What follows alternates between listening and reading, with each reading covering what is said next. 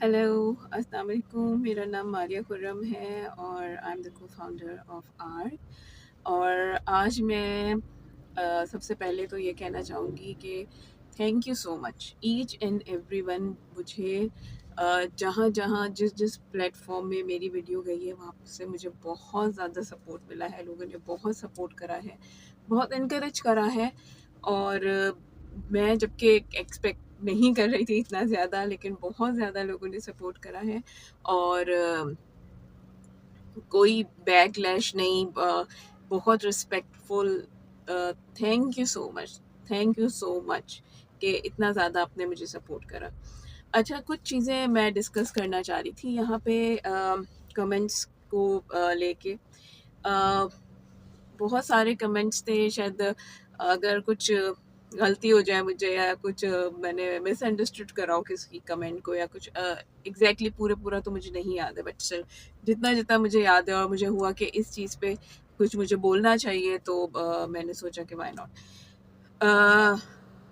देखिए, बहुत से जो कमेंट्स थे वो ये थे कि हमें आदत डाल देनी चाहिए, हमें बर्दाश्त करना चाहिए, हमें सब्र करना चाहिए। सब्र करना ऑब्वियसली हमारे मज़हब में है, हमें अल्लाह कहता है कि सब्र करो और हमें करना चाहिए। लेकिन देखें, जुल्म बर्दाश्त करने का भी हमें हुक्म नहीं दिया गया है।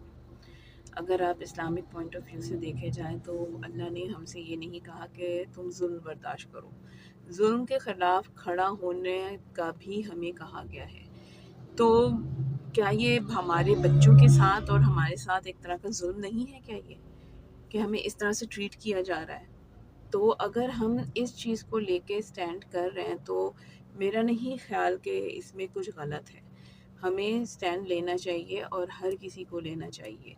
मैं ये नहीं कहूँगी कि आप बदतमीज़ियाँ ही करनी शुरू कर दें सबसे। देखिए, ये इंसिडेंट जो मेरे साथ हुआ है ये पहली दफ़ा नहीं हुआ। मैं क्या, बहुत से पेरेंट्स इस चीज़ से गुज़रे हैं और गुज़रते रहते हैं। ये हमारी आए दिन की कहानी है ये, कि हमें ऐसी चीज़ों से गुज़रना पड़ता है। बल्कि ये पार्क नहीं, मैं दूसरे पार्क गई हूँ, मुझे वहाँ पे भी इसी तरह की चीज़ें फ़ेस करनी पड़ी हैं।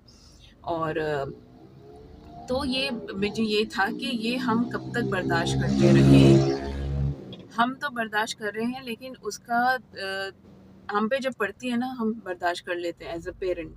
लेकिन जब आप ये बात बच्चे पर आती है ना, तो फिर बर्दाश्त नहीं होता, टू बी वेरी ऑनेस्ट। और यही हुआ, जो मैंने अपने बच्चे का रिएक्शन देखा तो मुझसे वो चीज़ बर्दाश्त नहीं हुई कि मेरा बच्चा कितनी तकलीफ़ से गुज़र रहा है, वो उसे क्या इफ़ेक्ट पड़ रहा है। तो हमें स्टैंड तो लेना बनता है ना हमारा फिर, कि हम अपने लिए नहीं, इस दफ़ा हम अपने बच्चों के लिए स्टैंड ले रहे हैं। क्योंकि देखिए, हमारे बाद उनका मुझे नहीं लगता कि कोई देखने वाला है। और मैं ये बात भी, मुझे इस चीज़ का भी इल्म है कि हर बच्चा नहीं हो पाएगा उस तरह का कि वो फाइट बैक कर सके, लेकिन एटलीस्ट वो देखें तो इस चीज़ को अपनी आंखों से कि उनके लिए फाइट बैक किया जा रहा है, तो हो सकता है आगे चल के वो अपने लिए फाइट बैक कर सके, क्या पता, हु नोज़। लेकिन मुझे बस ये है कि हमें ट्राई करना चाहिए। अच्छा, फिर ये हुआ कि उन्हें बिल्कुल, बहुत से लोग हैं, ऑब्वियसली मुझे भी पता है कि बहुत से लोग हैं जिनको बिल्कुल भी पता नहीं है कि ऑटिज़्म क्या होता है। हम भी उनमें से थे। जब मेरा बड़ा बेटा, जब उसको डायग्नोज़ हुआ था ऑटिज़्म, उस वक़्त तो बिल्कुल भी स्मार्टफ़ोन थे, इंटरनेट भी था, लेकिन इतना ज़्यादा कॉमन नहीं था। बड़ी मुश्किल से वो चलता था, बड़े मसले होते थे, तो इतना ज़्यादा कॉमन नहीं था।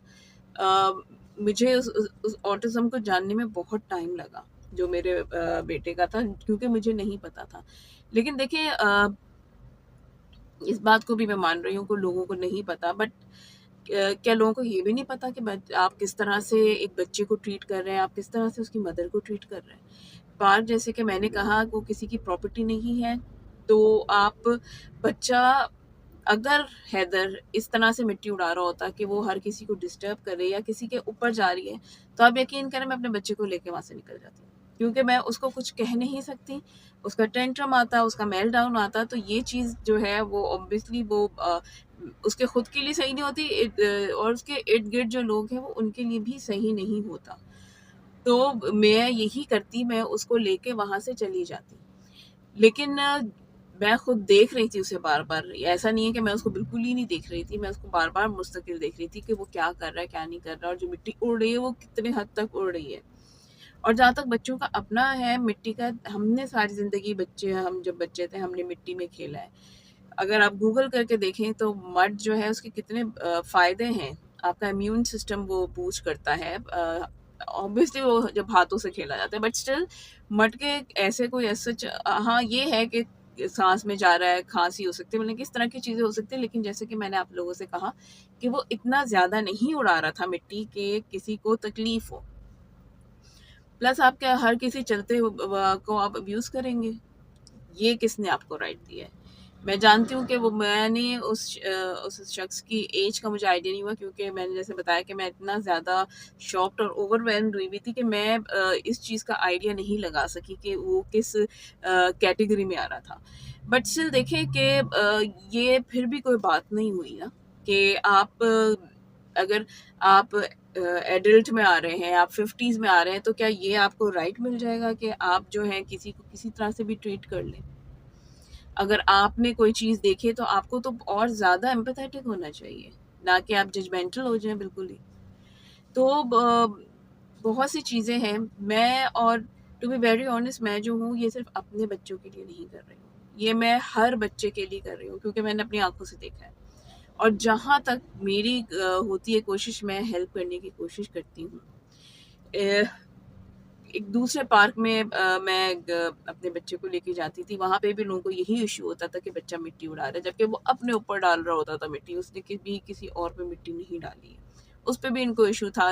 लोग कह रहे थे वहाँ पे कि ये किस किस्म की माँ है जो अपने बच्चे को रोक नहीं रही है, वो मिट्टी से खेल रहा है। मुझे नहीं पता कि भाई मैं उस वक्त मैंने नहीं कुछ बोला, मैंने इग्नोर करा, जबकि वो मेरे बिल्कुल सामने थी बंदी और वो ये बोल रही थी, और उसे पता था कि मैं सुन रही हूँ, शायद वो मुझे ही सुनाना चाह रही थी, लेकिन मैंने फिर भी इग्नोर करा, क्योंकि मैंने कहा ना ऐसे हमारी हिम्मत नहीं होती कि हम हर किसी से खड़े हो जाएं।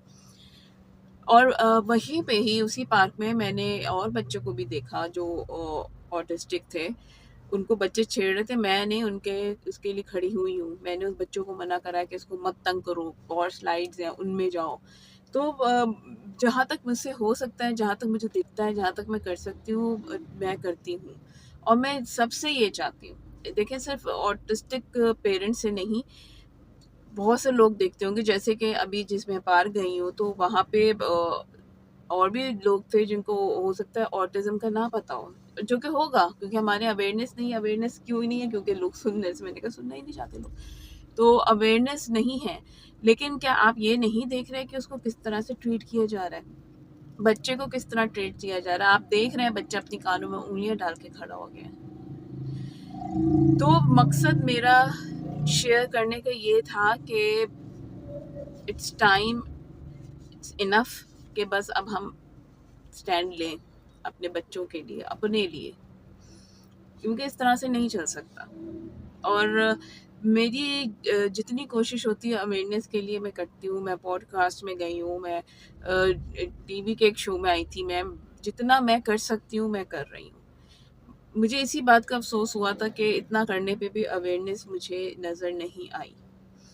तो लेकिन आई थिंक ये भी एक तरीका होगा अवेयरनेस फैलाने का कि हम हर दफ़ा स्टैंड लें, उन्हें बताएं कि भाई बच्चा ऑटिस्टिक है, नहीं समझ आ रहा तो फिर हम कुछ नहीं कर सकते इसमें, हम सिर्फ कह ही सकते हैं, सिर्फ बता ही सकते हैं, सिर्फ रोक ही सकते हैं, हम यही कर सकते हैं। किसी बच्चे को अब्यूज़ होने से हम रोक सकते हैं, किसी मदर को अब्यूज़ होने से हम रोक सकते हैं, हम उसके साथ स्टैंड कर सकते हैं, जैसे कि वो बंदी थी। अल्लाह उनका भला करे कि वो उन्होंने मुझे एक तरह से संभाल लिया था, क्योंकि मुझे नहीं समझ आ रहा था मैं क्या करूँ, तो उन्होंने मुझे संभाल लिया था। तो इस तरह के लोगों की हमें ज़रूरत है, जो हमारे लिए स्टैंड लेके सकें, हमारे साथ उस वक़्त खड़े हो सकें, क्योंकि हम इतना ज़्यादा डिस्टर्ब हो जाते हैं, हमें नहीं समझ आ रहा था हमें क्या करना चाहिए। तो उस वक़्त हमें इस तरह के लोगों की ज़रूरत पड़ती है। तो मैंने कहा मैं आप लोगों से ये बात शेयर करूँ, और यही कि लास्ट बट नॉट लीस्ट कि थैंक यू सो मच। बहुत, बहुत, बहुत शुक्रिया आप सबका इतना ज़्यादा सपोर्ट करने का। Thank you.